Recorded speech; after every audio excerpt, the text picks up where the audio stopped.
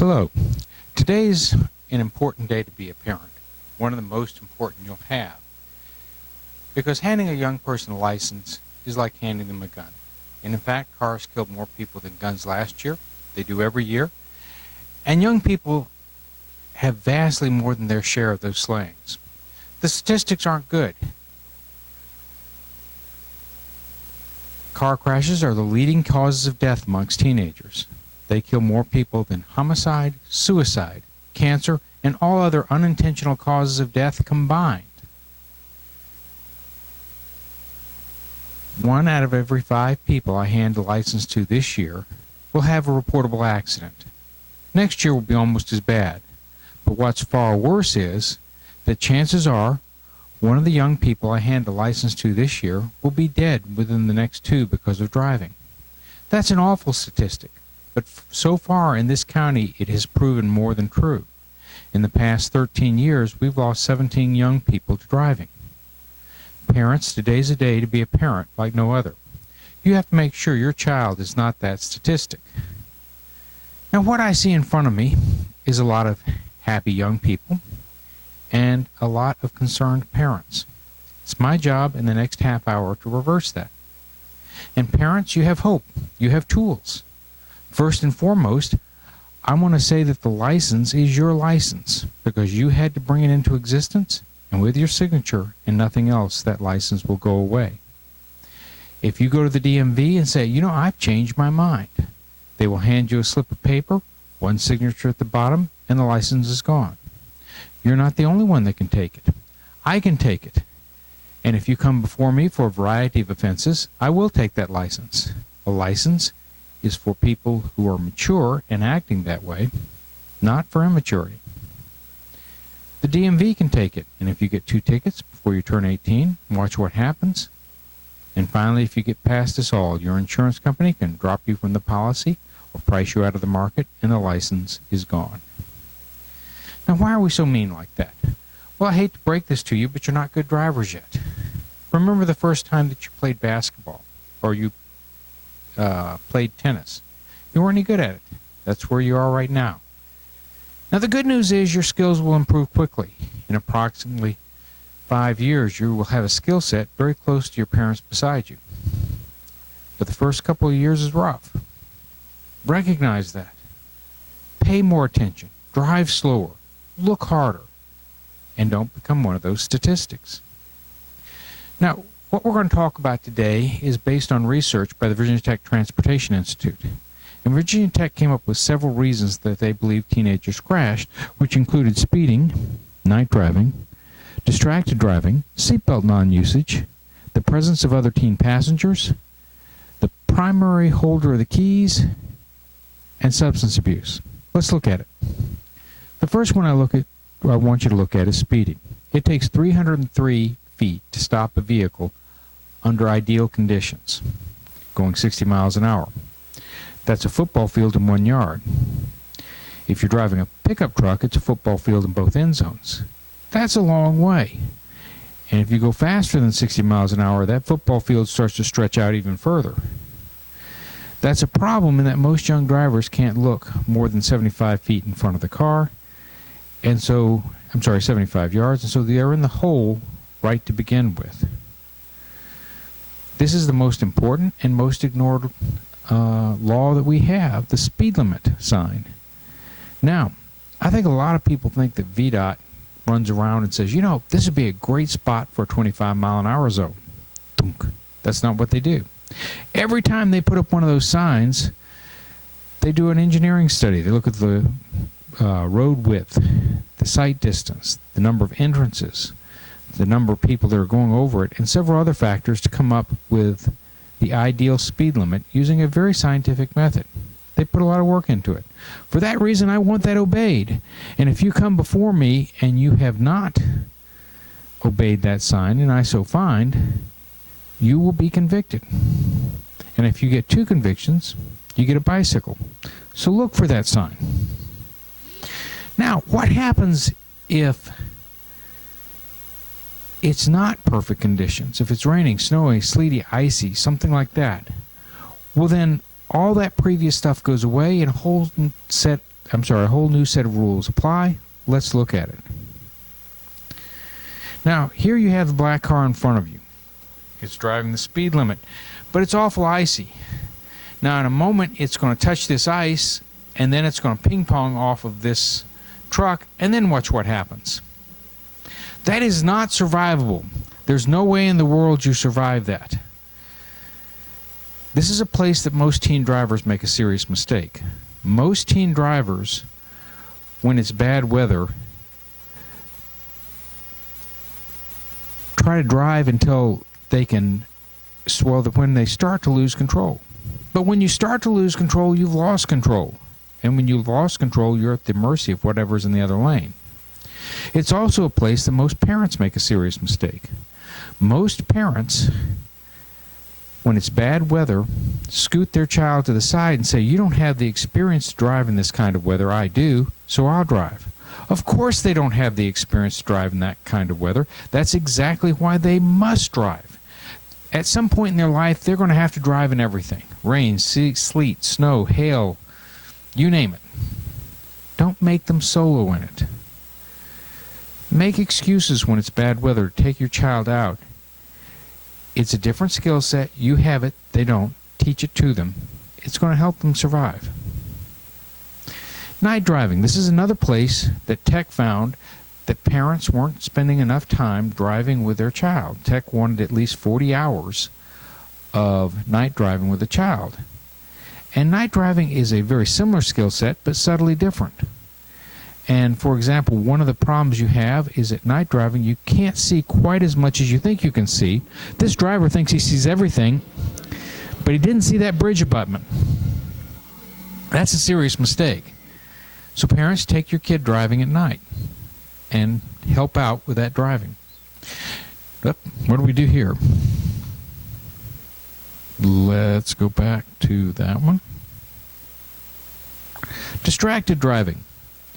Teen crash risk goes up 4 times while texting, 7 times while reaching for a cell phone, 8 times while reaching for an object, 8 times while dialing a cell phone. We're having a lot of troubles with teenagers being distracted while driving. Now, I told you about the Tech's research. Let's see a little of it right here. Virginia Tech took thousands of vehicles with teen drivers in them, and they put two-way cameras in them.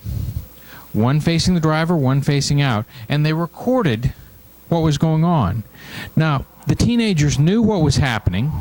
In fact, the families were paid to have the cameras in the car. But Tech found something amazing. They found that they already knew that the average adult wasn't willing to look away from the road more than 2 seconds. But they found that a lot of teenagers were willing to look away from the road over 6 seconds. Tech was amazed. They found that to be suicide. It wasn't that some of these kids would crash. They all crashed. If you look away from the road while you're driving, you're going to hit something. Now, Tech, for this kind of presentation, compiled this composite of film that they thought illustrated the point and was entertaining. But it wasn't all funny. Tech watched a lot of kids get seriously injured, and they watched some die. And the message that they wanted me to give you as clearly and loudly as I could is, if you're driving, you have to watch the road. You cannot take your eyes off the road. If you start taking your eyes off the road for any time at all, you're going to crash, and someone's going to get hurt. Okay. Ashley was not only my little sister, she was a best friend. She was very giggly. He could get her to laugh really hard. She would even snort sometimes. It was so funny. This is the text from me that my sister was reading right before she flipped her car and was killed on impact. You don't want that to happen to you. If you know someone's driving, don't text them. If you get a text from someone that's driving, don't answer it. The risks are far too great. Seatbelt non-use. Now, if you haven't paid anything or you hadn't paid any attention to anything I've said so far, and you go to sleep after this, but you pay attention on this section, you'll have done okay, because this is by far the most important section I'm going to talk about. Seatbelts. Seatbelts save lives. I always knew that seatbelts were important, but I never knew how important until I had this job. But I've had state troopers tell me they've never unbuckled a dead person from the scene of an accident. Now that's amazing, considering what they do all day is investigate accidents. Now some have, but some haven't. Who do you think can take the better hit? The football player or the race car driver? Let's take a look. First, the football player. This is going to be a helmet-to-helmet hit at about 15 miles an hour. It's going to knock the young man out. He's going to be out for 2 days with a serious concussion. 15 miles an hour is a hard hit. If he hadn't been wearing that helmet, it would have killed him. Now let's check out the race car driver. Here's Danica. She's going around the track at 140 miles an hour. And she's going to hit that wall at 120 miles an hour. That's not survivable. There's no way in the world you survive that. But she's going to be out and having choice words for the other driver in less than 2 minutes. How is that possible? How is it possible that she walked away from an accident that should have killed her? She walked away because the restraint system in her vehicle is superb. Now, yours isn't as good as hers, but it's not bad if you use it. But you must use it. If you don't use it, it's no good. Now, a lot of people think that an airbag will save them. An airbag will not save you. An airbag is round. It's designed to be used with a seatbelt, not in place of one. And several things happen with an airbag that make it irrelevant if you're not wearing your seatbelt. First of all, most people think that you're going to hit something, you're going to fly straight into your airbag. But that seldom happens. Most of the time the vehicle's in a yaw, one way or the other, as the driver's turning the wheel trying to miss whatever he's going to hit. And so you miss the airbag entirely and fly left or right beside it. Also, airbags are round, and you'll roll off of it and into the windshield. I had an accident case in this courtroom. 3 people in one car, 2 in the other, head-on collision. Out of the 5 people in the 2 cars, 4 were wearing seatbelts. All 4 of them walked away without injury. The 5th guy got zipped up in a body bag. Now, he had an airbag in front of him, and he was counting on that to save him. It didn't. Airbags will not save you. You have to wear seatbelts. Parents, I want you to do something for me. The very first time you see your child driving away without a seatbelt, no warnings, no second chance, the first time, I want you to take their license for 30 days. Now, they may beg and plead and say, I'll do it again. Tough. First time, take the license. That may cause them to lose a job. It may cause them to drop a sport. It may cause them to have to ride the big yellow bus. But I don't want any more dead kids in this county. I want every child, when they're driving out, to be thinking about saving their license and buckling up. So take their license, save their life, be a parent. It's that important. Now, the presence of teen passengers. Most of the time that I see teen passengers, I see a situation like this where there's 2 cars full of kids, or perhaps 1 car with a lot of teenagers in it. And teenagers bring the fun. Teenagers have a party every time they're there, but having fun is a lot more fun when you keep all your teeth. That's not going to happen.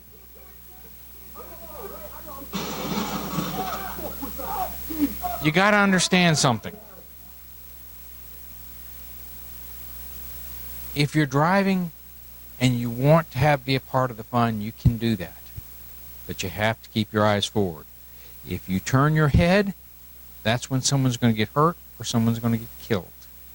If you're a driver, you've taken an oath to safeguard everyone in your car. Uphold that oath. Keep your eyes forward. Keep everyone safe. Now, primary access to the vehicle. Tech didn't see this coming. I didn't see this coming.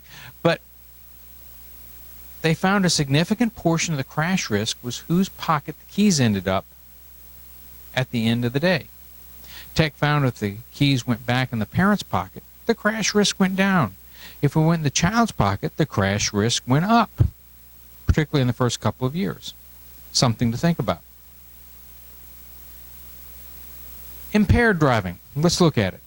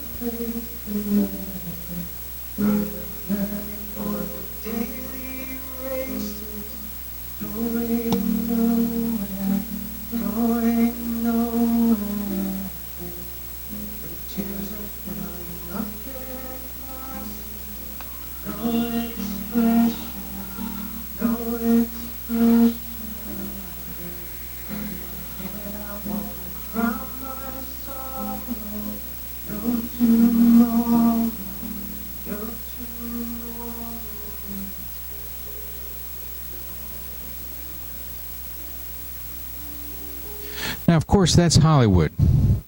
But had that been real, you're not looking at days in jail, you're not looking at months in jail, you're looking at some hard time, and it doesn't matter how old you are. Drinking and driving is not forgiven. Not in this court, not in any other. And you have to decide that you're not going to do that. Now, someday someone is going to hand you a little card or a little wheel, and it's going to tell you how much you can have to drink and not go over the legal limit. It's my advice to throw those away. There's one rule and one rule only. If you drink, do not drive. It is far too dangerous for all of us. Common accidents. Now, there's certain common accidents that fill up my Tuesday and Thursday afternoons. Let's look at it. Overcorrection. This is easy. You're driving down the road. Something distracts you on the passenger seat. You turn to look at it for just a second. When you do, your hand nudges over just a tiny bit, and the car drifts toward the ditch. The passenger wheels go off the road and hit the gravel, make a loud noise. Once that happens, a young driver will often panic and jerk the wheel. If that happens, one of three things will happen. All three are bad. All three can kill you. One, they hit something in the oncoming lane. Two, they go off the left-hand side and hit something over there. Or three, you flip the car. Let's look. Now, here you'll see the black vehicle. It's doing fine. But in a moment, it's going to get nudged. And he's going to handle the nudge well initially, right here. But then he's going to jerk the wheel. And now look what happens. Now you have a serious accident. There was nothing over this area right here that would have prevented the driver from just driving down the median for a while and then pulling it back up slowly. Parents, I want you to do something for me. I want you to inoculate your child from that. I want you to take them to a lonely stretch of road. Not 460, not 122, not 24, not 43, nothing like that. Some lonely stretch of road where it really doesn't matter, and make them go off the right-hand side several times and pull it back slowly so that they'll be conditioned when that happens not to panic, but to slowly bring the vehicle back up on the road, and then that won't happen. Following too close, the 6-second rule. This is the most common accident. It is not amongst teenagers. It is not the most fatal, but it is what clogs up my Tuesday and Thursday afternoons. And it's easy.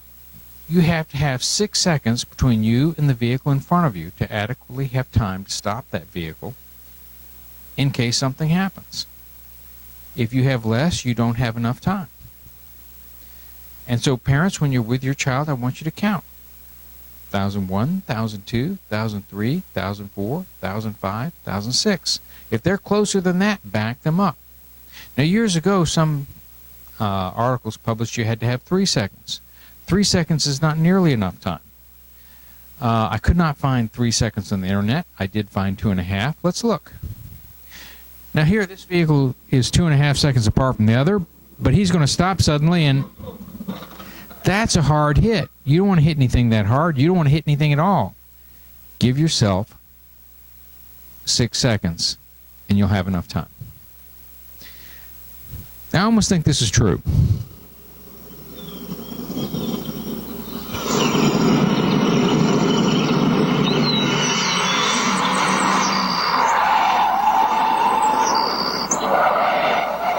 Accidents can happen anytime. That's why Geico's here 24 hours a day, every day. Geico. Now, the advertisement's hilarious, but the truth is not as much fun.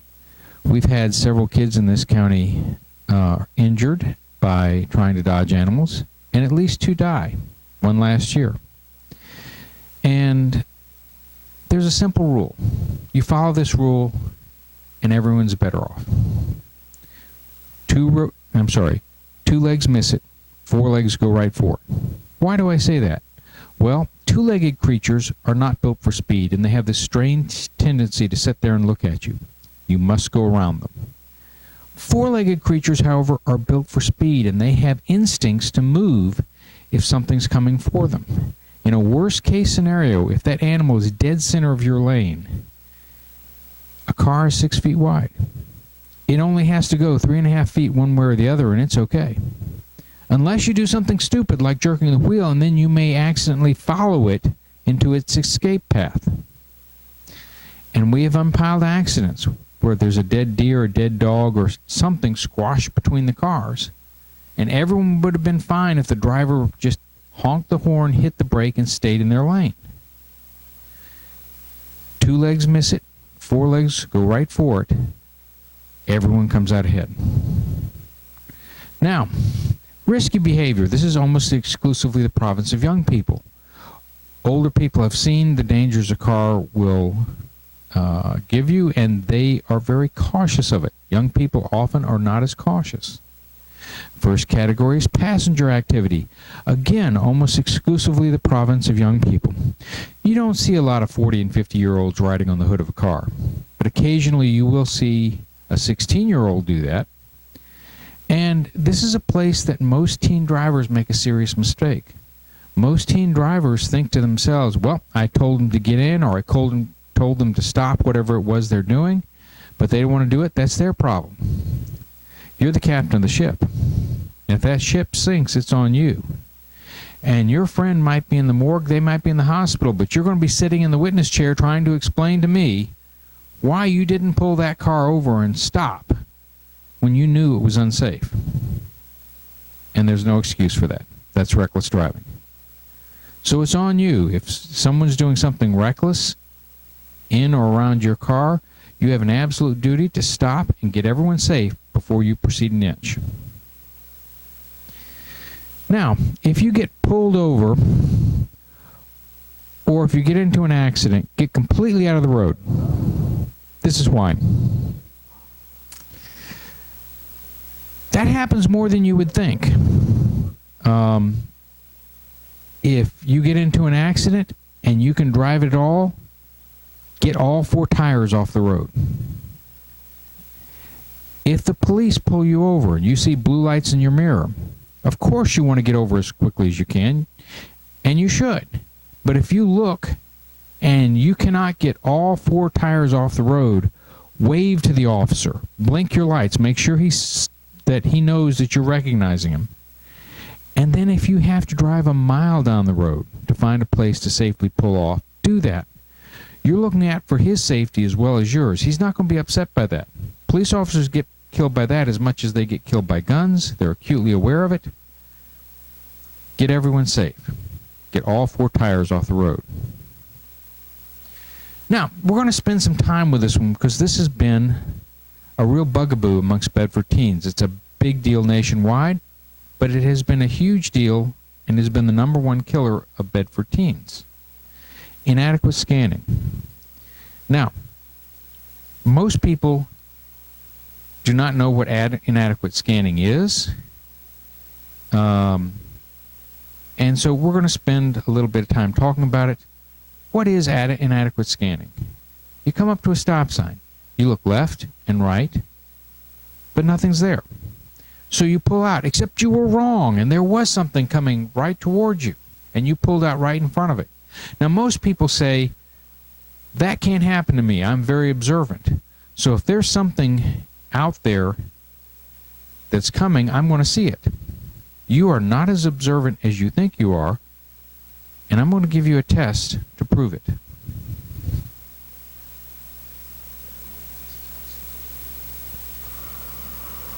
How many passes does the team in white make?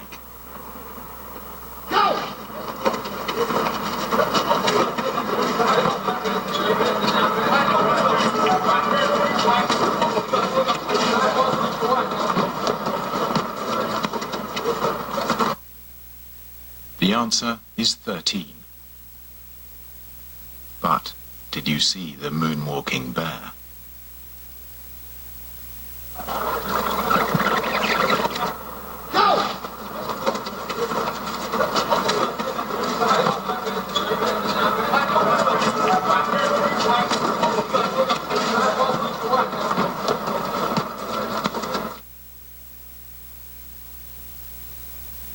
Now, this was developed with just this in mind, inadequate scanning, and it was developed for bicycles and motorcycles who were most often the victim of inadequate scanning.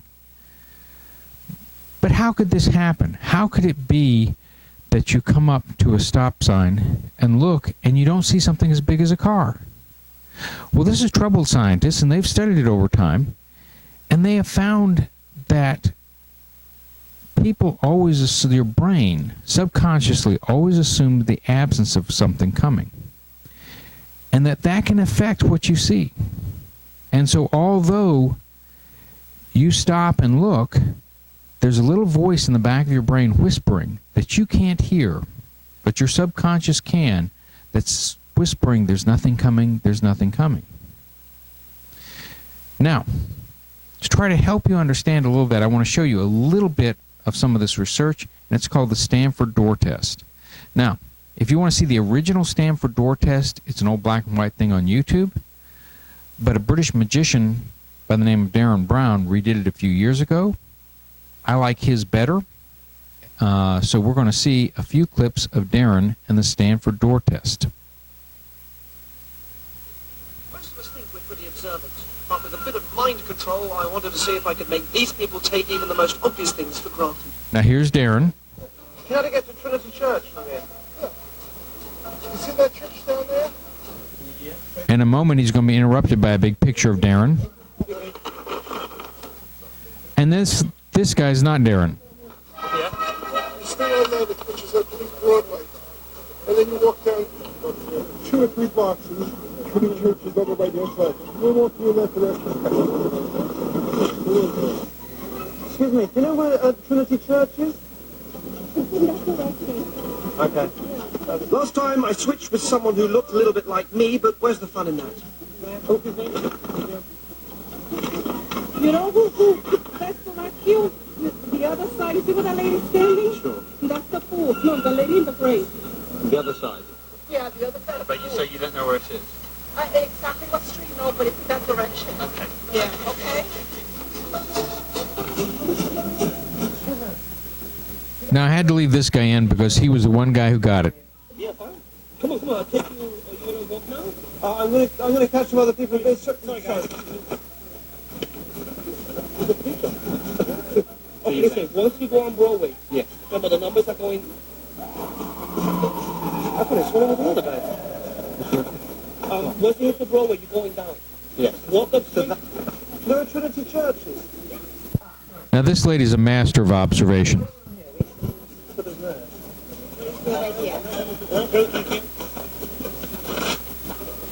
Go on. We are Brooklyn Bridge. You want to cross over there? Go down Broadway, go see right there. Okay, thank you. Sorry, I had to get the St. Paul's from there. Okay. Do you know where we are here?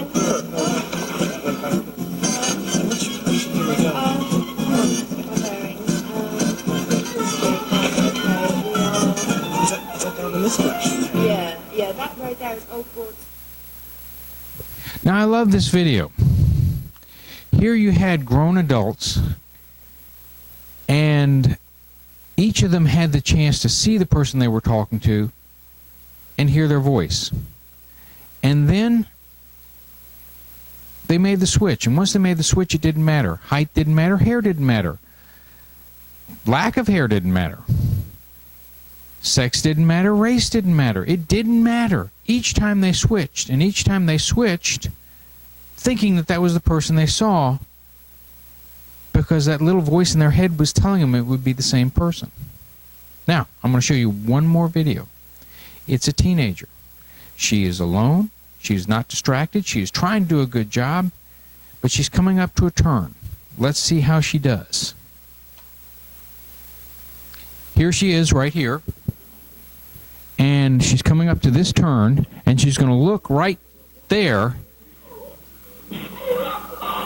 and then she turns right in front of not one but two vehicles that are clearly visible on the tape. How is that possible? How did she miss that? It's possible because she was listening to that little voice in the back of her head saying there's nothing coming. I want you to do this for me. Every time you come up to a stop sign and you start to look left and right, every time you start to turn in front of traffic, tell yourself consciously, there is something coming, I have to find it. There is something coming, I have to find it. If you do that, that will never happen to you. You'll override that little voice, and it will go away. There is something coming, I have to find it. Now, peer pressure. This is a big bugaboo amongst young people. And let's see what peer pressure is. In the elevator now is a candid star. These folks who are entering, the man with the white shirt, the lady with the trench coat, and subsequently one other member of our staff, will face the rear. And you'll see how this man in the trench coat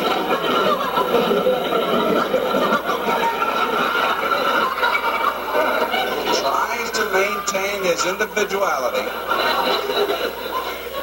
but little by little,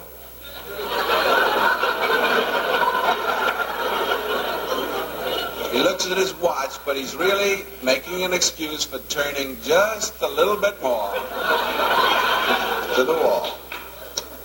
Now we'll try it once again. Here's the candid subject. Here comes the candid camera staff, 3 of them at least. And this man has apparently been in groups before.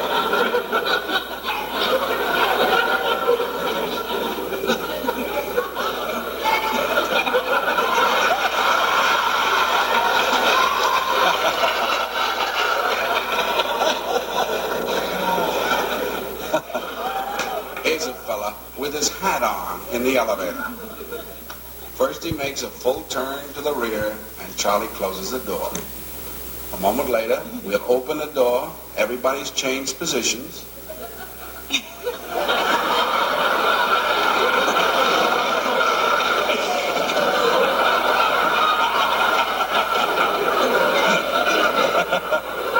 Now we'll see if we can use group pressure for some good. Now, in a moment, on Charlie's signal, everybody turns forward. Notice they take off their hats. And now, do you think we could reverse the procedure? Watch.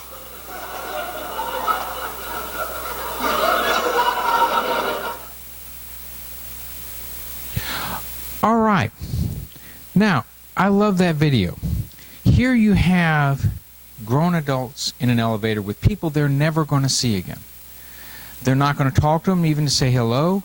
They'll only be in the elevator with them about 20 or 30 seconds. And yet they're doing things they know is absolutely stupid to try to fit in. Imagine how much more powerful it is if you're a high school student and you're trying to develop a connection with that crowd that you're going to fit in for the rest of your high school career. Social scientists tell us that peer pressure is one of the most powerful forces out there. But I'm going to suggest to you that it isn't always even real. I turned 18 back in the dark ages. And they didn't have a legal drinking age for beer. When you turned 18, you could drink what you wanted. And so every 18-year-old boy had to drink beer to prove his manhood. And so shortly after I turned 18, I went out with my friends. We went to a pizza place, and the bartender asked what we would have to drink. And every one of us ordered a beer. Every one of us except Sammy. And Sammy said, "I'll have a Coke." And we all went back and changed our drink order to a soft drink. None of us wanted to drink. We were all driving. We knew it was a bad idea. But we just did it to succumb to a peer pressure that wasn't real. No one else was out there judging us for not drinking. And in fact, I remember Sammy 40 years later, not because he followed the crowd, but because he used his own brain and his own senses and went the way he should. And I'm going to suggest to you, people will always notice that. They will always respect that. They will always think higher of you for that. They may not say it, but they're going to remember you for it. And you have to do that. When that moment comes that the peer pressure seems to be pushing the other way, you got to use your own brain and your own sensibilities. And I would leave it at that, but I would feel somewhat remiss if I didn't show you what I feel is the queen mother of all peer pressure videos.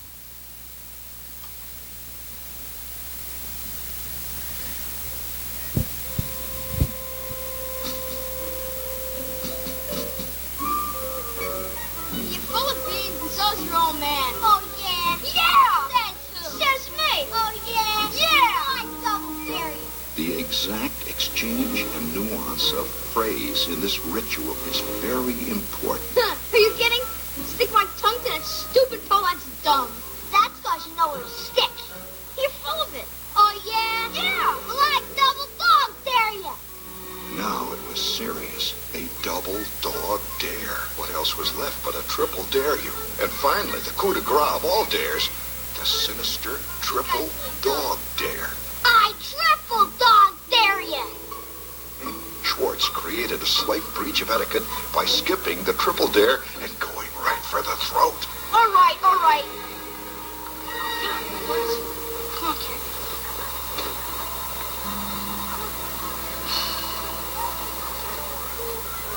Well, go on, smart-ass, and do it. I'm going.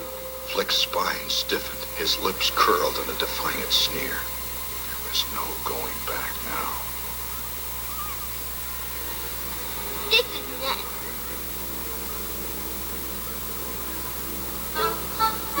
Duck, duck, duck, duck,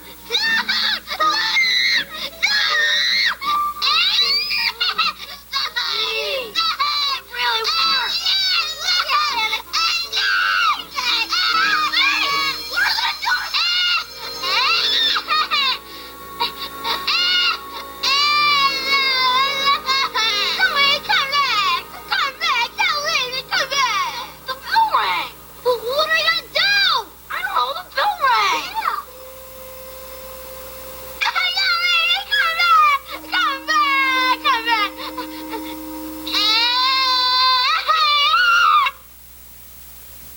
Okay, I love this video.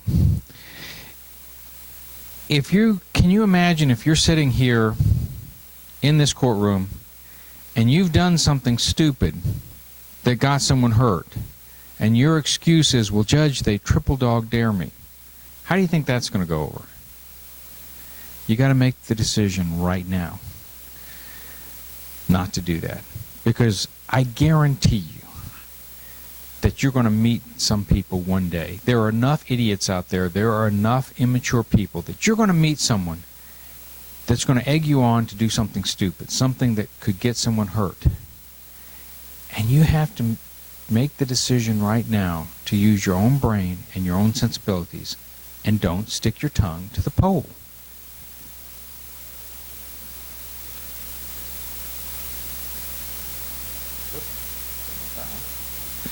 All right, can we reduce the risk? Yes, we can. Parental influence is huge.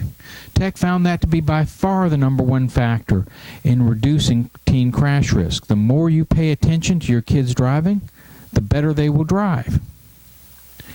And this one's for the kids. Parents, you must be good examples. You have to drive like you want your kids to drive.